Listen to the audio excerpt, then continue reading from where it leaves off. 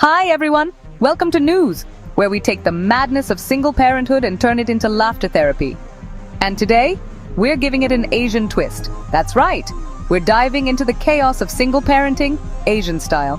Because why deal with one impossible situation when you can also add cultural guilt, endless family advice, and a rice cooker that never gets a break?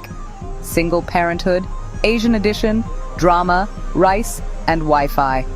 Whether you're raising one child or living your life like an Asian family drama with multiple plot twists, this one's for you. Grab a cup of kopi or teh tarik because things are about to get relatable. Mornings in an Asian single-parent household? It's not just a routine, it's a training montage straight out of a kung fu movie.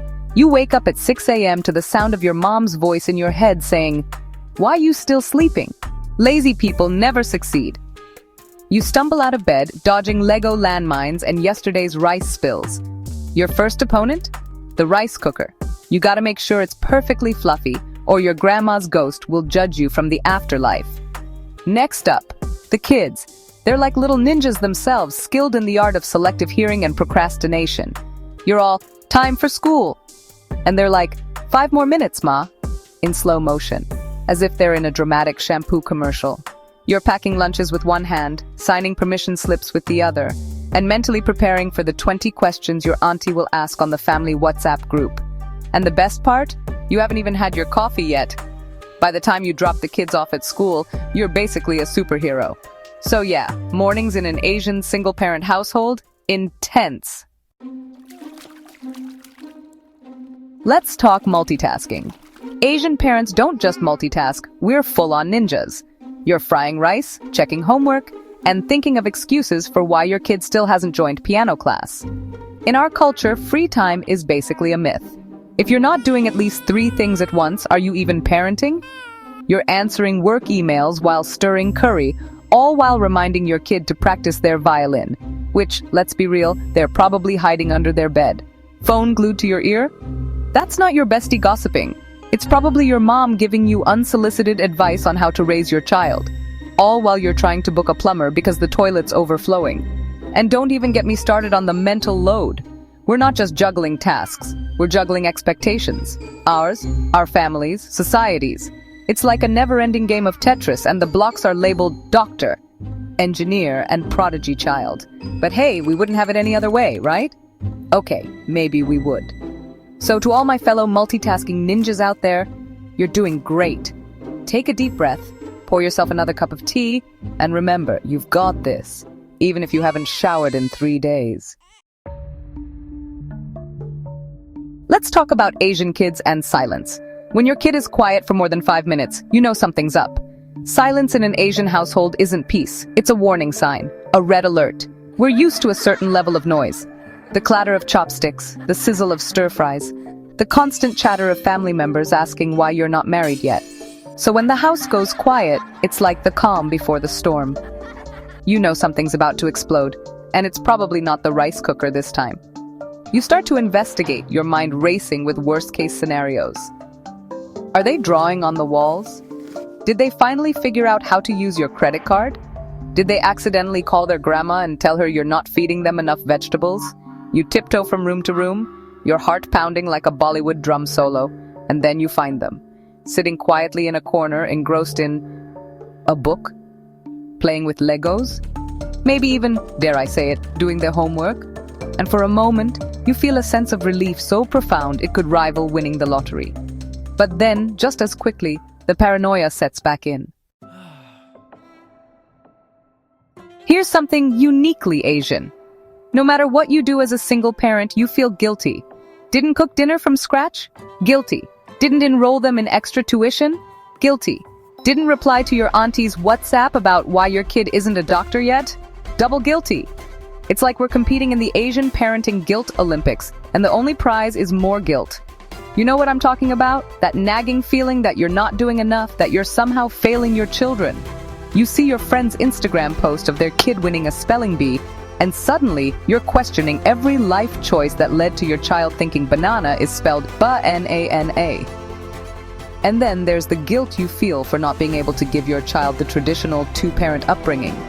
You're constantly worried that they're missing out, that they're going to need therapy because you accidentally let them eat instant noodles for dinner 3 nights in a row. But here's the thing, it's okay to not be perfect. It's okay to order takeout and let your kids watch cartoons while you catch a much-needed break. Because here's a secret, your kids don't need you to be perfect, they need you to be present. So ditch the guilt, my friend, you're doing amazing. Let's talk about meals. In Asian single-parent households, food is everything. You don't just make food, you make memories, but the stress, oh, the stress. From the moment your kids are born, you're bombarded with advice on what to feed them. Give them fish for brain power, more veggies for good skin. Don't forget the rice, or they'll turn into bananas. And then there's the pressure of recreating your grandma's secret recipes. You know, the ones with no measurements and instructions like add a pinch of love. Which, let's be real, is code for spend 3 hours slaving over a hot stove. You pack lunches that could feed a small village, only to have your kid come home with a half-eaten sandwich and a note saying they traded it for cookies. And don't even get me started on picky eaters. You try to be understanding, you really do. But when your child refuses to eat anything but plain rice for the 5th day in a row, it takes all your willpower not to channel your inner Asian auntie and say, "You think this is a hotel? Eat your vegetables." But here's the thing about food and Asian families. It's not just about sustenance. It's about love, tradition, and connection. And if all else fails, there's always takeout. Okay, jokes aside, single parenthood, Asian style or not, is tough. You're out here doing the job of a whole kampung on your own, with or without backup from your family WhatsApp group. There are days when you feel like you're drowning in a sea of responsibilities, when the weight of the world feels like it's resting on your shoulders. Days when you miss those late-night chats with your partner, when you wish you had someone to share the load, the laughter, and the tears. You might question your choices, wondering if you're doing the right thing. You might feel guilty for not being able to give your kids everything they want, for not always having the answers, for not being able to fix everything with a hug and a kiss. But here's the thing, you are enough, you are strong, you are resilient, and you are doing the best you can.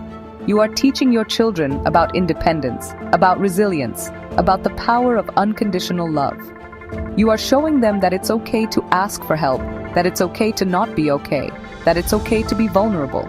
You are showing them that family doesn't always come in a neat little package, that love can conquer all, and that rice cookers are basically magical appliances.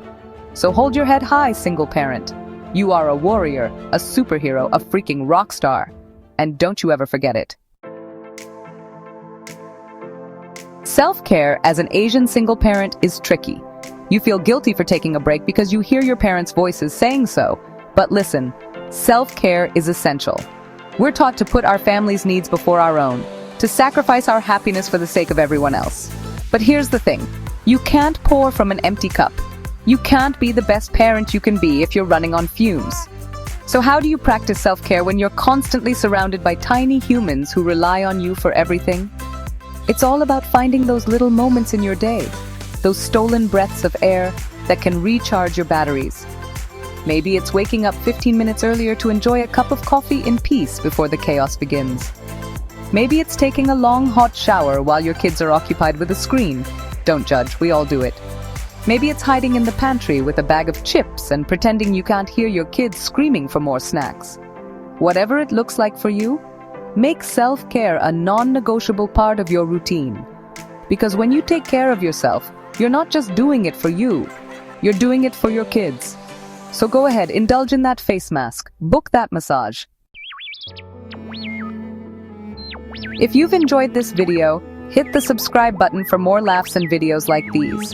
Remember, all the superheroes out there, you're not alone in this parenting chaos. Because you deserve a laugh and maybe a nap. Share this video with your single parent friends, your mom, or that one auntie who keeps asking why your kid isn't a doctor yet. And remember, you're doing amazing. Your kids love you, even if they don't say it out loud. Now go check on them. Too quiet means trouble. Thanks for watching.